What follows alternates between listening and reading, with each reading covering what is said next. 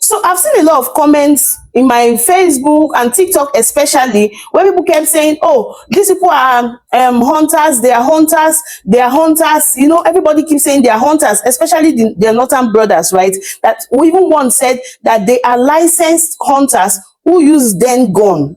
They are licensed. So I did not want to take it seriously until I heard on Channel's news that President Tinubu condemns the buying of northern hunters. Guys, I didn't know there was a hunting association of Nigeria. Please, is there any hunters association of Nigeria, like a registered hunters association of Nigeria, so we can really confirm if these guys are truly hunters? Do you understand? Is there okay, how are they licensed? How did they register? Because somebody said they are registered. How did they register as hunters? That's what I want to know. If they are registered as hunters, then they should have an association, Hunters Association of Nigeria. Because if you have just Hunters Association of Sokoto or Hunters Association of Kano, that license cannot affect in the south. That license cannot even affect in Taraba. But if there's like Hunters Association of Nigeria, then it means it covers the entire country and they are free to hunt anywhere. So I want to know, is there anything like Hunters Association of Nigeria, so we can confirm if these guys are part of them? At least they will get name and picture. This is, that is one. Secondly, what kind of, I have never seen Northerners selling bush meat. Maybe na me. I have not seen Northerners selling bush meat. So what do they hunt? We know Northerners to be with cows, right? So what are they hunting? What are they hunting? That's a big question on my mind. What are they hunting? That's number two. Number three question, what kind of bush meat do they have in this south that they don't have in the north? Because if they say, some people say they came all the way from Port Harcourt, they were going back to the north for Salah, and it was in Uromi, they passed Uromi. So that it was from Port Harcourt they came. So what kind of meat do they hunt in Port Harcourt? Because, you know, it's very easy for us to make up stories, but as if everybody no get sense. So, but we need to ask questions. That is one. Second thing, I saw a Fulani header.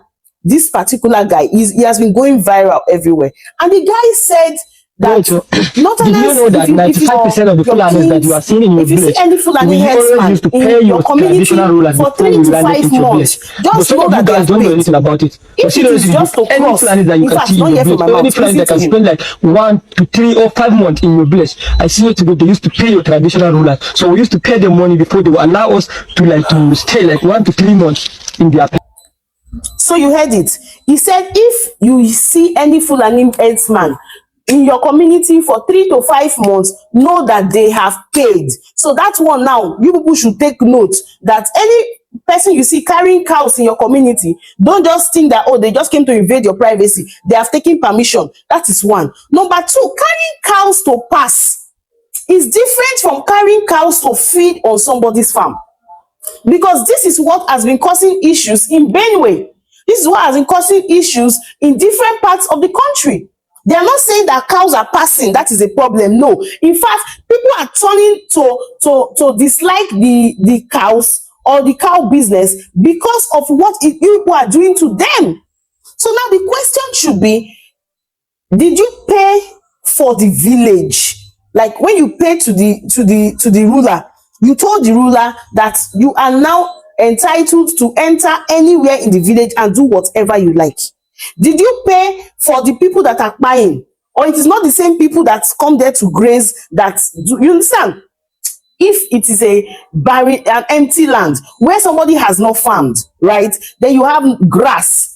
And then you take permission from the person. If I don't you taking permission, the person ain't going to call you and say, come and bring your cows to eat all this grass for me. Then you eat it and eat it down so that they can till it. That's a different thing. But if you did not do that, you entered into somebody's farm that is already cultivated, yam, cassava, corn, you know, already cultivated farm. Did you guys pay for that one too? I'm very, very interested in that question. Did you people pay for those ones too? Because that's how it has to be. It has to make sense that way. You understand me? Yeah. Did you pay for the lands? Did you pay to fight? It's different. Did you come there to tell the king, please give us a portion of land? We want to farm here. We want to use our animals to stay here. It's different from when you pay, say you pay the king. You paying the king, does that give you freedom to go everywhere in the farm? Does that give you freedom to enter people's farms? You have paid. You've paid for the king. You've paid to the king. If you want to feed your farm, your animals corn, and you see a corn farm, you walk into the corn farm, ask of the owner, and pay the owner. That is the right way it should be done. That's the right way. There's no two ways about it. So please, these are the questions that I was able to come up with, right? That's the question I was able to come up with. These people, are you hunting animals? What animals do you have here you don't have in the north? And the fact that they are holding den gun, who says den gun cannot buy a human being? Den gun can buy a human being. See, I personally am not supporting any bad thing to happen to anybody. Okay, I don't want anybody getting hurt. Somebody dropped in my comment section, but I used justify what they did to us. I said no, I'm not justifying it, but I also will not justify what the Northerners are doing to other tribes. So it has come to the point where our leaders no longer respond. So people now take laws in their hands, because if the leaders are not responding over things that we feel are wrong, then it means that those things are not wrong. If there is no law to caution things that are done wrongly, it means that that thing is not wrong and there is no law against it. So when somebody else does it, they won't see it as something that is wrong. Do you understand? So at this point, everybody needs to sit down and set a very settled line. Everybody needs to sit down. If you know this is what you want to do, you face it. We want to farm like this. Give us land, let us plant our crops and feed our animals. If you don't want to do it that way, okay, then there's nothing difficult about it. It's very simple. That's my take.